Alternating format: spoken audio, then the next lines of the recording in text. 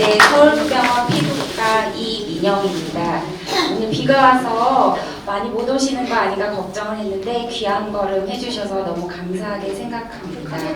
색소 질환에는 주근깨, 흑색점, 기미, 그리고 너무 이름이 어렵죠? 후천, 양측, 오타모반, 모양 반점, 에브놈이라는 것이 있습니다. 먼저 주근깨를 보시면 광 노출 부위에 이처럼 작은 깨알 같은 색소 반점이 어릴 때부터 있습니다. 이것 같은 경우에는 백인의 후발하고 유전적인 부분과 햇빛 노출과 관련이 있습니다. 그렇지만 우리가 피부를 나눌 때 가장 바깥층에 있는 표피, 그 다음에 그 안에 진피, 피하 지방층 이렇게 나누고 있는데 가장 바깥층에 있는 표피에 위치하고 있기 때문에 비교적 레이저에는 치료 효과가 좋은 편입니다. 두 번째로는 많이들 지금 가지고 계실 텐데요. 흑색 점입니다. 이것은 경계가 명확한 갈색의 평평한 반으로 보이는데 크기는 매우 다양합니다. 주로 40대부터 생기기 시작해서 나이가 들어감에 따라 개수가 늘어납니다. 이것도 어디까지나 미용 목적의 치료가 되는 것이고요. 이거 역시도 방금 말씀드렸듯이 가장 밖에 표피에 색소가 위치하기 때문에 레이저에는 비교적 효과가 좋습니다. 다음은 기미입니다. 기미는 이렇게 얼룩덜룩한 갈색 반들이 나타나게 되는데요. 동양인, 우리 같은 동양인에 호발하게 되고 유전적인 부분과 햇빛 그리고 임신 그리고 경구 피임제나 항경련제 등이 관련되어 있습니다. 유전적인 부분은 어떻게 할 수가 없어요. 그래서 어떤 분들은 햇빛을 많이 쐬도 덜 생기는 분이 있는가 하면 조금만 쐬도 젊을 때부터 많이 있으신 분이 있는데 우선 유전적인 부분은 어떻게 할 수가 없으니까 해결할 수 있는 부분 그 방법에 대해서 뒤에 설명을 드리겠습니다. 이 기미는 세 가지로 나뉘어요. 먼저 이제 얼굴에 분포하는 위치에 따라서 또 색소가 머무는 위치에 따라서 나뉘는데요. 먼저 분포는 얼굴 중심형, 뺨, 이마, 코, 턱에 있는 이게 가장 흔하고 나머지는 그냥 말씀드리지 않겠습니다. 색소에 따라서 나눈 건 표피, 진피, 그 다음에 혼합형이라고 표피, 진피가 섞여 있는 것들인데 표피는 아까 말씀드린 것처럼 색소 레이저 하면 효과가 좀 좋고 진피는 잘못 건드리면 오히려 더 진해지는 그 성향을 보이기 때문에 레이저 할 때 주의를 좀 해야 됩니다.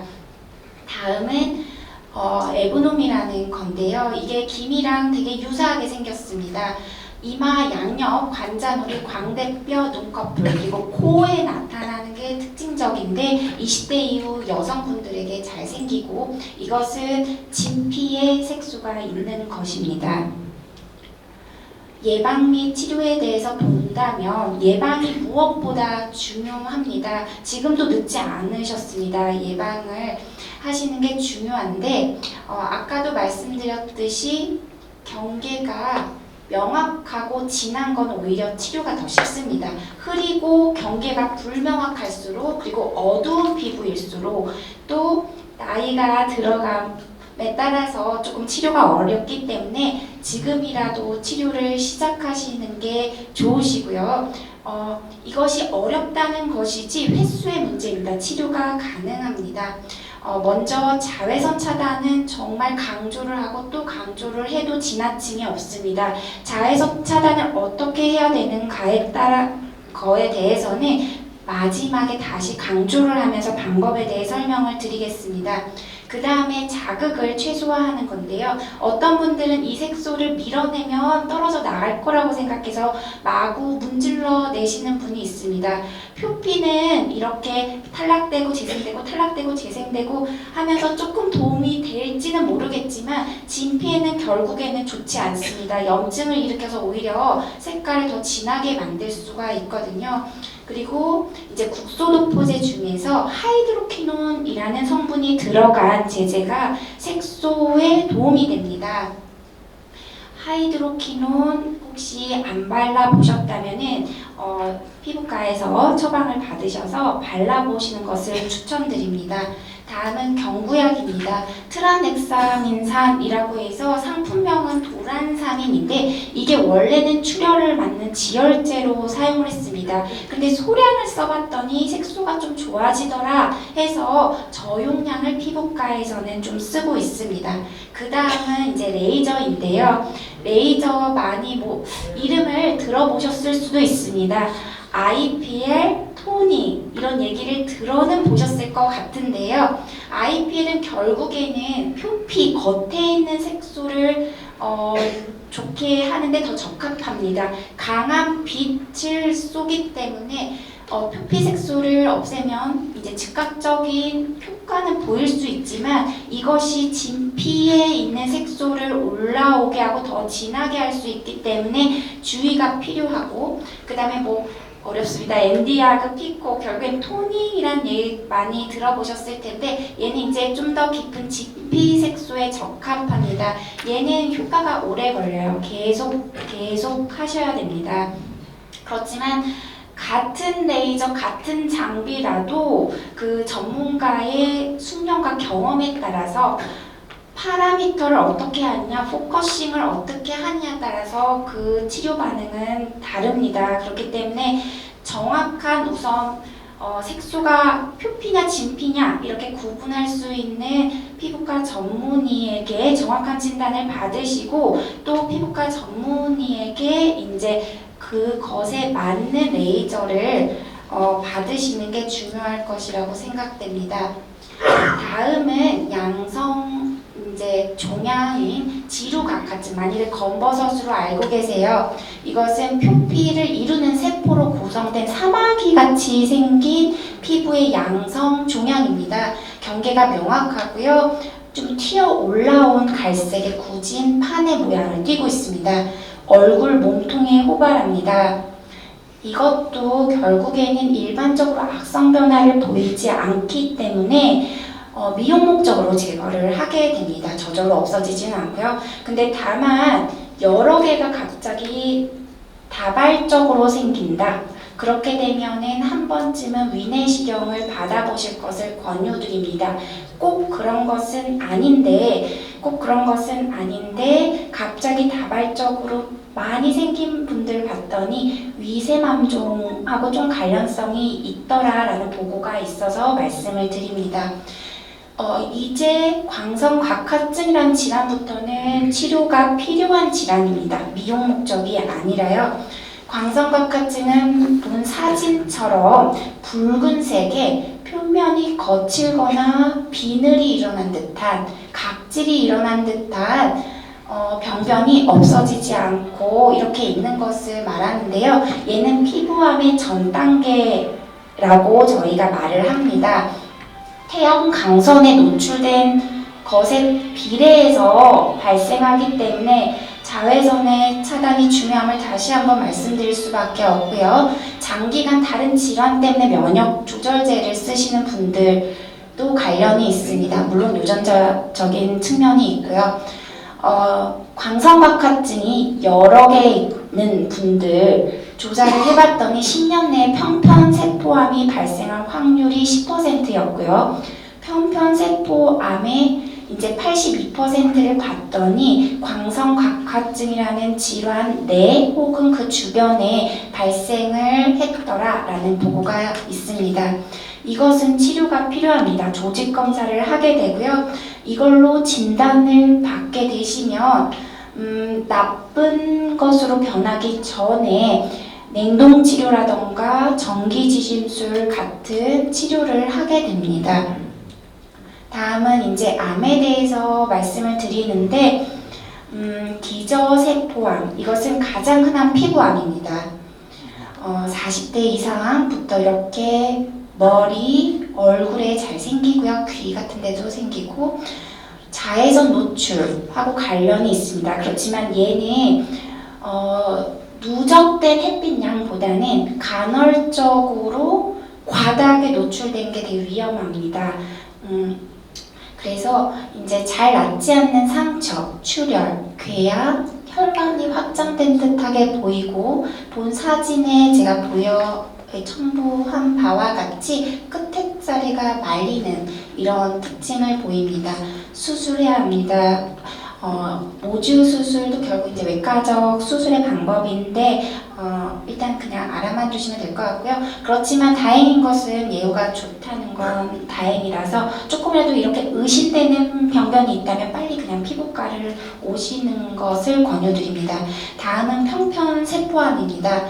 이것은 자외선 노출, 간헐적인 과다 노출이 아니라 얘는 축적된 노출량과 관련이 있고요. 아까 말씀드렸던 전구병터, 광선곽화증 같은 게 있었던 자리에 잘 생깁니다. 이 밖에 흉터, 방사선, 면역 억제가 관련이 있고 이거 역시도 수술하셔야 되고요.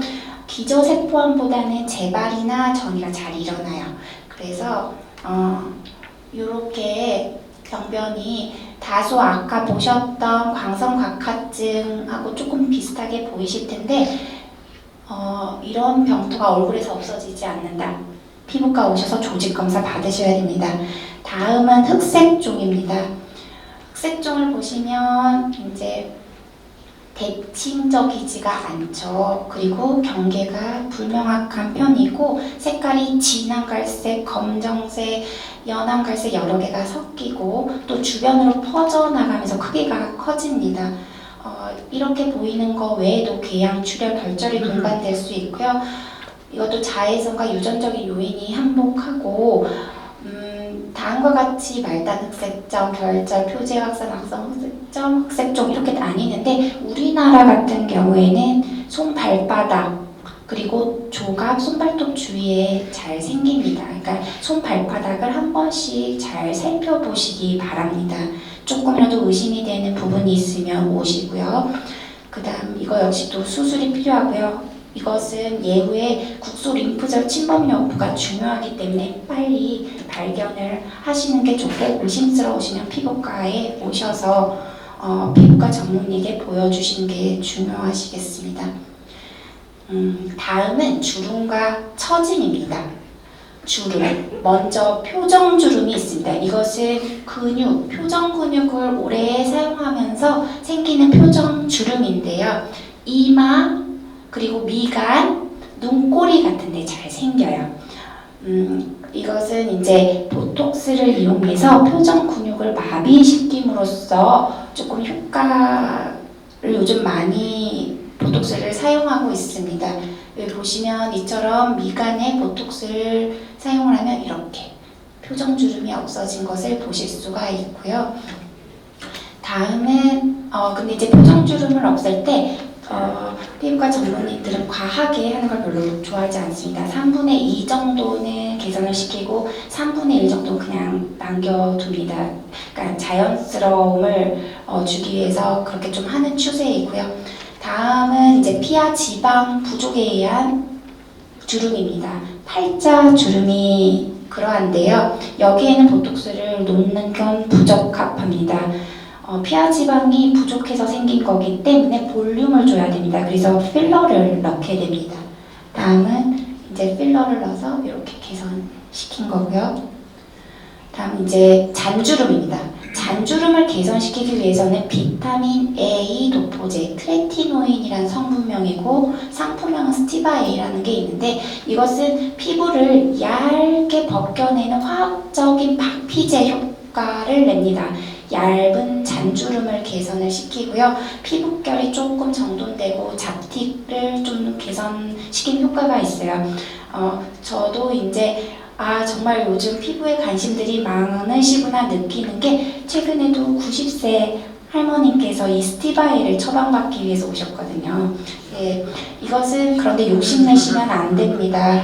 많이 바르시면 안 돼요. 자기 전에 요즘은 얼굴뿐만이 아니라 목까지도 바르시거든요. 손까지도 바르시는 분 있어요. 손등까지도. 얇게 바르셔야 됩니다. 아주 얇게. 자극감이 있어요. 그래서 얼굴이 붉어지고 화끈거리면 양을 줄이셔야 됩니다. 또는 2, 3일에 한 번씩 바르시고 또는 내가 쓰는 수분크림과 섞어서 바르셔야 됩니다. 어쨌든 자극감이 있다는 건 알고 계시면 좋을 것 같고요. 또 하나는 더모톡신 또는 스킨 보톡스라는 건데, 아까는 표정주름을 좋게 하기 위해서 근육에 마비를 시키고자 보톡스를 썼다면은, 지금은 기존의 보톡스를 4-5배 희석해서 근육이 아니라 피부의 진피에 보톡스를 여러 번 소량 찾아서 주사를 하게 됩니다. 이렇게 되면 이제 약간 팽팽한 느낌, 모공이 줄고 잔주름이 개선된 효과를 보이는데, 효과가 좋다고 해서 이거 자주 맞으시면 안 됩니다. 왜냐면 자가항체라는 게 생겨서 결국엔 자주 맞다 보면 보톡스의 효과가 떨어진다. 그래서 3개월 이상의 간격은 두시고 맞으시는 게 좋습니다. 다음은 처짐입니다. 지속적으로 우리는 중력을 받고 있고요. 그리고 노화가 진행됨에 대해서 콜라겐하고 탄력섬유라는 진피 내에 있는 성분이 손상받고 줄게 됩니다. 그리고 피부 내 수분이 부족해지고, 또 피하 지방이 있을 곳은 없어지고 없을 곳은 생기는 이런 일이 생기는데, 턱선, 이중턱, 팔뚝살, 복부, 눈꺼풀, 눈밑 이런 데 처지게 됩니다. 눈꺼풀, 눈밑 이런 데는 왜 성형외과에서 상안검 또는 하안검 수술을 받으시잖아요. 이것뿐만 아니라 피부과에서는 열을 전달해서 다림질 효과를 내는 리프팅 레이저를 하고 있습니다. 이거 역시도 이제 관심이 많으신 분들은 이름을 들어보셨을 거예요. 서마지 또는 울세라 슈링크라는 건데요. 서마지 같은 경우는 말은 좀 어렵지만 그냥 가볍게 들어주세요. 그러니까 서마지는 고주파를 이용해서 이제 표피에 손상 없이 진피에 자극을 주는 건데, 울세라, 슈링크 이런 것보다 조금 더 위층입니다. 그래서 콜라겐 생성되도록 돕고 피부 탄력 주고 주름 개선하는 효과가 있고요. 울세라 슈링크는 이제 초음파를 이용하는 건데요. 그보다 조금 더 깊은 이제 지방이나 근막을 타겟합니다. 리프팅 효과가 있고요. 살 빠지고 윤곽 정리가 되는데, 지금 위에 보이는 사진은 한 아나운서가 한 프로그램에서 슈링크를 한번 받고 즉각적인 리프팅 효과와 윤곽 정리 효과를 보고서는 이제 놀라하는 표정인데요. 실제로 하자마자 약간의 효과는 보일 수 있고 조금 지나면서 또 효과가 나타납니다. 보통 6개월이나 1년에 한 번씩 이걸 하게 되거든요. 그래서 이걸 하면 좀 좋다는 거 알고 계시면 되겠고요. 다음은 늘어난 모공에 대한 겁니다. 모공은 피지 분비량이 많으면 늘어날 수밖에 없고요. 그리고 나이가 들면 콜라겐, 엘라스틴이 감소하게 되니까 더 모공이 축 늘어난 듯하게 보입니다. 거기다가 모공이 막히는 거는 이를 더 가속화시킵니다. 그래서 한번 늘어난 모공은 좀 줄이기가 어렵지만 그래도 노력을 하면 조금 좋아질 수 있습니다. 그래서 우선 피지 분비량이 많으신 분들은 그것을 줄이는 약의 복용이 필요합니다. 이소트레티노인, 많이 이제 이소티노, 로아큐탄 이런 약으로 많이 들어보셨을 텐데요. 드시면 좋겠고, 피지 분비량이 많으신 분들은. 그 다음에 프락셀레이저, 니들 고주파 치료 이런 것은 이제 직접 피부에 상처를 내서 콜라겐, 엘라스틴 그런 재생을 좀 돕는 겁니다. 그리고 또 앞서 말씀드렸던 더모톡신 효과가 있고요. 그 다음에 비타민 A, 아까 말씀드렸던 스티바 A 같은 걸 좀 꾸준히 바르시는 게 모공에도 효과를 보일 수 있습니다. 그 다음에 또 강조하게 되는데요. 자외선 차단이 중요하겠고, 그리고 절대로 자극 주지 마세요. 절대로 자극 주지 마세요. 그 다음에 화장품으로는 진피 안에 있는 콜라겐과 엘라스틴을 좋게 도모할 수가 없습니다. 이건 좀 오산이고요. 다음은 홍조에 대해서 말씀드리겠습니다. 안면 홍조 많이들 오시는데, 이것은 얼굴 피부가 갑자기 붉게 변하고 열감이 나타나는 것을 말합니다. 사진의 좌측에 보이는 건 얼굴 혈관 확장, 우측은 염증이 있기 때문에 붉어진 것, 이렇게 좀 크게 나눠볼 수 있겠는데요. 결국엔 얼굴에 혈관을 확장하는 것도 교감신경 그리고 혈관을 확장하는 물질, 뭐 세로토닌, 히스타민 이런 것들의 영향인데요. 얼굴이 붉어지는 것, 폐경기 여성분들 그리고 편두통, 발열성 질환, 갑상선 암과 같은 암이 있거나 그리고 조금 생소한 저런 질환들과 관련이 있고 약물도 고혈압약 그리고 호르몬 억제제 그리고 스테로이드, 발기부전제 등이 홍조를 유발할 수 있습니다. 그런데 제가 여기서 말씀드리고자 하는 거는 피부과 질환 중에서 홍조를 나타내는 대표적인 질환인 주사에 대해서 말씀드리고자 합니다. 주사라는 걸로도 진짜 많은 분들이 오세요. 정의는 만성, 뿌리 뽑는 거 안 됩니다. 관리하셔야 됩니다. 만성, 충혈성, 붉어졌다, 염증성 질환입니다. 확실한 원인은 모르지만 여러 악화인자들이 알려져 있습니다. 악화인자는 햇빛, 또 나옵니다. 햇빛, 그리고 너무 덥거나 너무 추운 환경, 추운 겨울에 갑자기 이제 운동하시겠다고 밖에 나가서 운동하시고는 좀 곤란하십니다. 그리고 극단적인 온도 변화, 사우나 가셔가지고 온탕에 오래 계셨다가 나오기 직전에 모공 수축시키시겠다고 냉탕에 가신 거, 이런 거 정말 안 좋고요. 그 다음에 감정 변화, 스트레스, 그리고 매운 음식에 들어있는 캡사이신이 또 홍조를 유발할 수 있고요.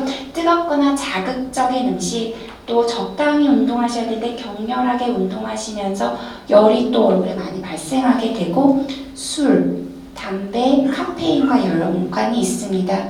주사는 사진에 첨부했듯이 홍반혈관 확장형, 그리고 구진 고름 물질병, 안주사, 딸기코 이렇게 크게 나누기는 하는데요.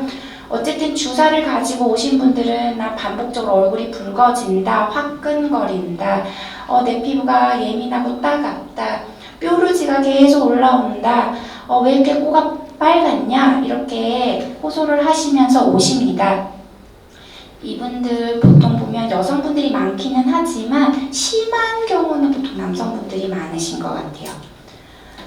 악화인자를 조절하셔야 됩니다. 아까 말씀드렸던 악화인자 쭉 열거를 드렸는데 그것들을 조절하셔야 됩니다. 술 드시면 좀 절주하셔야 되고요. 그리고 사우나 좋아하시는 분들 사우나 중단하셔야 됩니다. 어쨌든 악화인자 조절해 주셔야 되고, 그 다음에 이제 경구역이 있습니다. 항생제 중에서 미노사이클린, 독시사이클린이라는 항생제를 항염증 효과를 위해서 드시는 겁니다. 이 밖에 이소트레티노인, 그 다음에 메트로니다졸, 그리고 베타 차단제, 세로토닌 억제제 등이 도움이 되고요. 이것의 선택은 피부과 전문의에게 맡겨주시면 됩니다. 그리고 바르는 약도 많이 나왔어요. 메트로니다졸, 로젝스라고 아마 주사를 앓고 계시는 분은 써보셨을 겁니다. 최근에 나온 또 수란트라, 이버메틴, 수란트라, 또 아젤란산, 그리고 또 하나가 브리모거딘이라고 해서 붉은 홍조에 좀 바르면 하얘지는, 원래는 미르바소라는 약이 나왔었는데 지금은 품절된 상태이고요. 품절된 동안에는 곧 이제 다른 미르바소 이제 곧 나올 것 같긴 한데요. 지금은 우선 품절된 상태이고, 그 기간 동안에는 알파간 P라고 해서 안약인데 안약을 대신 처방받아서 바르는 방법이 있겠습니다. 다음은 이제 레이저의 도움을 받으시면 좋습니다. 먼저 PDL이라는 레이저가 이제 혈관 레이저로 많이들 알고 계시는데요. 위에 보이는 사진은 이제 PDL 레이저를 하고 홍조가 좋아진 사진을 첨부했고요. IPL이라고 제가 앞서서 표피 색소에 좋다라고 말씀드렸던 IPL이 이 혈관 홍조에도 도움이 됩니다. 아래 사진은 IPL을 3번 정도 바꿔서 홍조가 개선된 사진입니다. 다음은 흉터에 대해서 말씀드리고자 합니다. 흉터는 위축, 쪼그라든 거, 파인 거, 또는 튀어 올라온 비대성이나 켈로이드 흉터가 있습니다. 위축성 흉터 같은 경우에는 뭐 아이스픽이다, 박스카다, 롤린이다 뭐 이렇게 나누기는 하는데요. 결국에는 이제 뭐 산성분, TCA라고 하는 산성분으로 도트 필링, 크로스 필링 이런 것도 해보실 수 있고, 미세침을 따다다다다다 찔러가지고 콜라겐 생성을 유도하고 그들을 만들어내는 섬유 아세포라는 자극하는 방법도 있고요.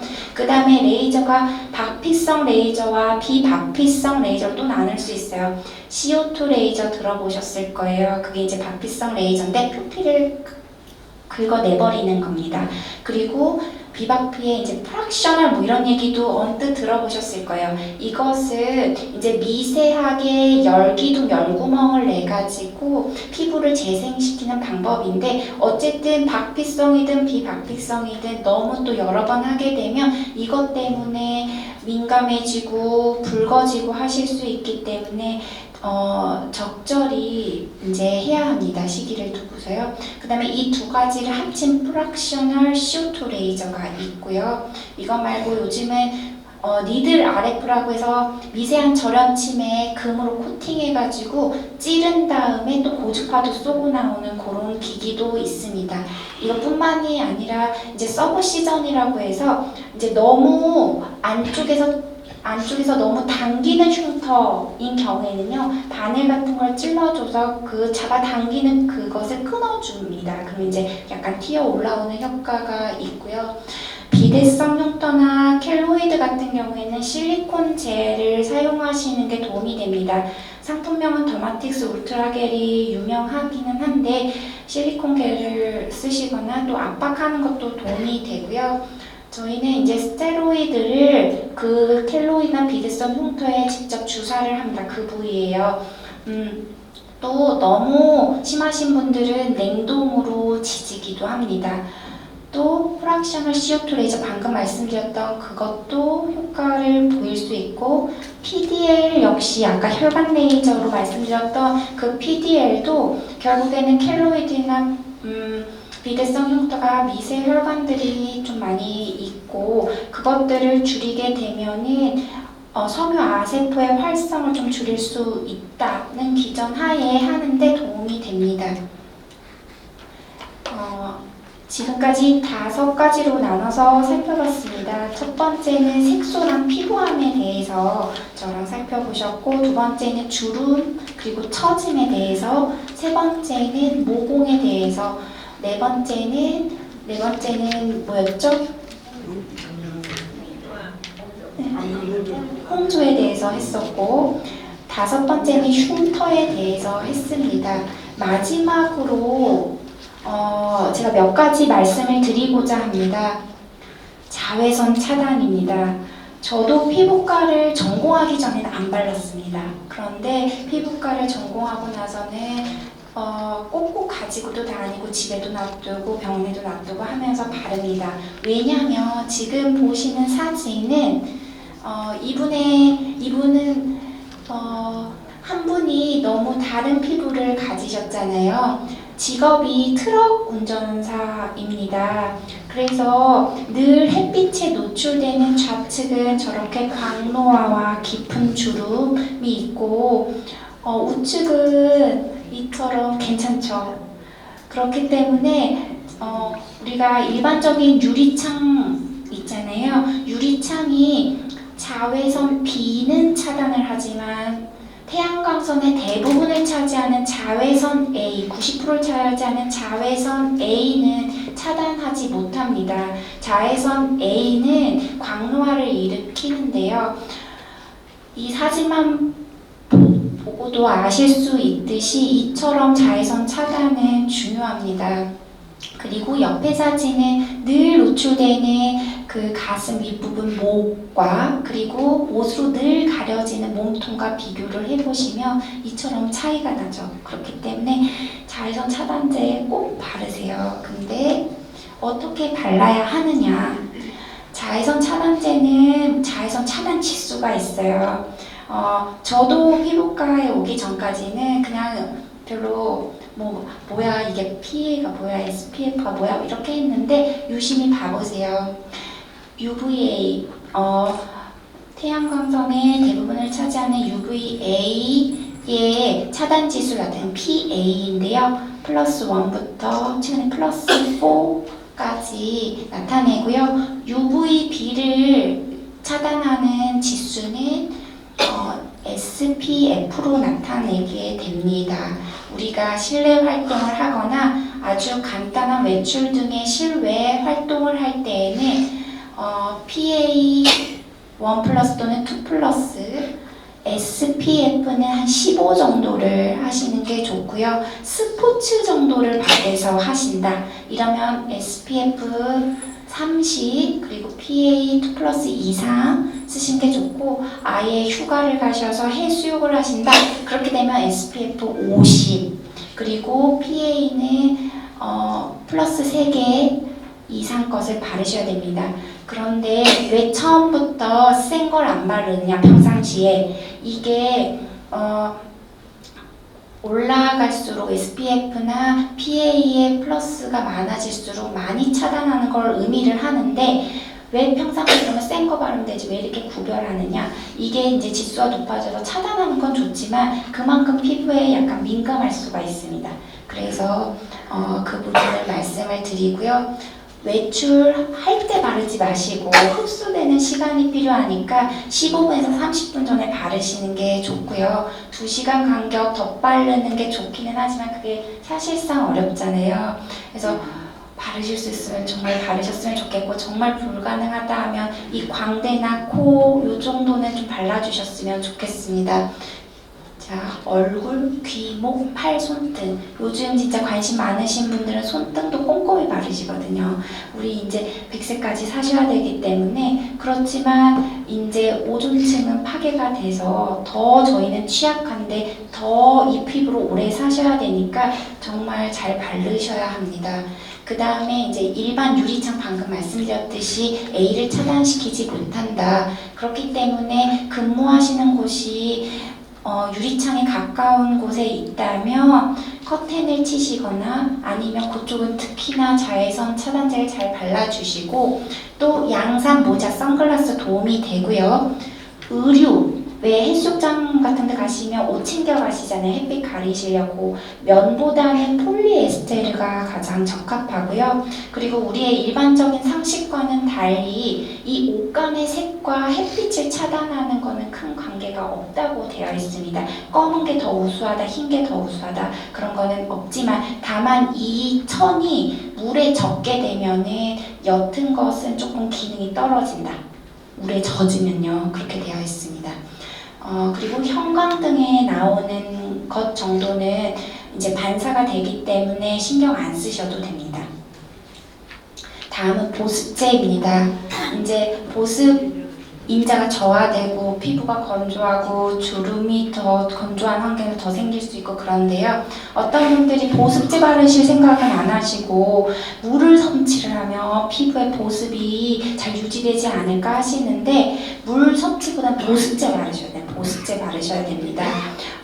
장시간 물이 부족하게 되는 경우에는 그 물 섭취가 피부 건조를 유발할 수 있을지 몰라도, 일반적으로 물을 많이 드시는 것보다는 보습제를 잘 바르셔야 합니다. 그리고 피부 건조함만으로도 제가 사진 첨부했듯이 저렇게 건조성 습진이 생깁니다. 이건 건조성 습진 중에 약한 정도를 보여드린 거고요. 정강이부터 잘 생겨요. 다리의 앞쪽, 아랫다리의 앞쪽이요. 그래서 보습제를 정말로 충분히 잘 발라주셔야 됩니다. 건조함만으로도 피부 질환이 생기기 때문에요. 그 다음은 비타민에 관한 건데요. 요즘 영양제들을 많이 드세요. 그래서 피부를 위해서는 그러면 비타민 뭘 바르고 뭘 먹어야 할까? 이렇게 물어보신다면은 저는 비타민, 아까도 말씀드렸듯이 A를 바르시고 C도 바르시면 좋고, 그리고 드시는 거는 C2를 같이 드실 것을 권유드립니다.